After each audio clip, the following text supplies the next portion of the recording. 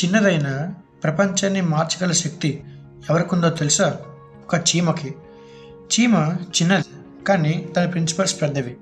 లైఫ్లో ఎప్పుడన్నా ఈ పని చేయాలి, ఇంకా దానికోసం డిసిప్లిన్గా ఉండాలనుకుంటే ఒక చీమలా ఉండండి, ఈగలా కాదు. ఈగ స్వేచ్ఛగా ఎగురుతుంది, ఇంకా చెత్తకి అట్రాక్ట్ అవుతుంది, కానీ ఫ్యూచర్ కోసం బిల్డ్ చేయలేదు ఎలా అయితే చీమ చేస్తాయో. Ant is the king of consistency and it is the master of discipline. Ant నుంచి నేర్చుకోవాల్సిన 5 లైఫ్ లెసన్స్ని షేర్ చేస్తున్న లాస్ట్ పాయింట్ వరకు చూడండి, మీ లైఫ్ని మార్చేయవచ్చు. Consistency over occasional effort. దాని అర్థం ఏంటో చెప్తా వినండి. యాంట్ అనేది ఎవ్రీ సింగిల్ డే వర్క్ చేస్తుంది. ఒక right mood or perfect time కోసం ఎప్పుడు వెయిట్ చేయదు. అలా మనలో చాలామంది హార్డ్ వర్క్ చేస్తారు ఎప్పుడైతే వాళ్ళు మోటివేటెడ్గా ఫీల్ అవుతారు. కానీ రియల్ సక్సెస్ అనేది ఎప్పుడు వస్తుందంటే ఎప్పుడైతే you work daily even when you are tired or bored. There is a saying that do a little daily. Consistency builds empire. Discipline creates power. Ants అనేవి చాలా డిసిప్లైన్తో వర్క్ చేస్తాయి. ఎవ్రీ డే ఒక ఫిక్స్డ్ రొటీన్తో వర్క్ చేస్తాయి. లైక్ ఫుడ్ని correct చేసుకోవడం, వాటి ఎంపైర్ని ప్రొటెక్ట్ చేయడం లాంటివి. They have no short cuts, no motivation. Because of this discipline ants అనేవి స్ట్రాంగ్ అండ్ ఎఫెక్టివ్గా పనిచేస్తాయి. అలానే మనకు కూడా తెలుసు what to do and what is right అని. కానీ మనం ఏం చేస్తున్నాం? వర్క్ని స్కిప్ చేస్తూ డిలే చేస్తున్నాం. ఒకటి గుర్తుపెట్టుకోండి, this lack of discipline weakens even talented people.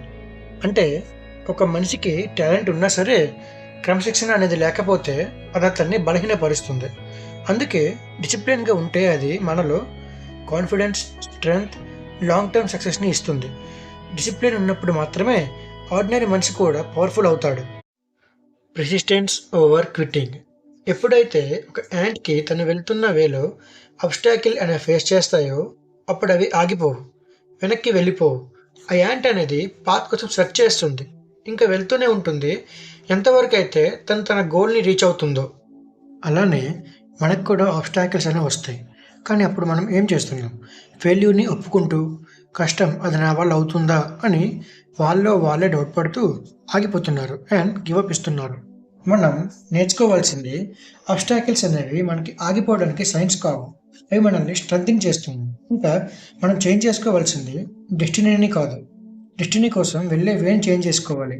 ఒకటి గుర్తుపెట్టుకోండి, ఒకేషనల్గా ఇచ్చిన 100% ఎఫర్ట్ మీకు టెంపరీ రిజల్ట్స్ మాత్రమే ఇస్తుంది, కానీ డైలీ 1% ఎఫర్ట్ మీకు లైఫ్ టైం సక్సెస్ని ఇస్తుంది.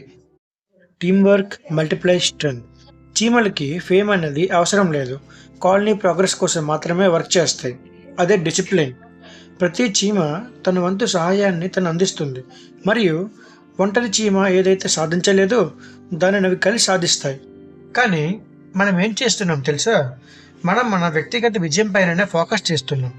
ఈగో, కంపారిజన్, కాంపిటీషన్ వల్ల సహకారం అనేది వీక్ అవుతుంది. మనం నేర్చుకోవాల్సింది ఏంటంటే మనం కలిసి పని చేస్తేనే మన బలం అనేది ఎన్నో రెట్లు పెరుగుతుంది. నువ్వు ఒక్కడివే చాలా స్పీడ్గా వెళ్ళొచ్చు, కానీ కలిసి వర్క్ చేస్తేనే చాలా దూరం చేరుకోగలం.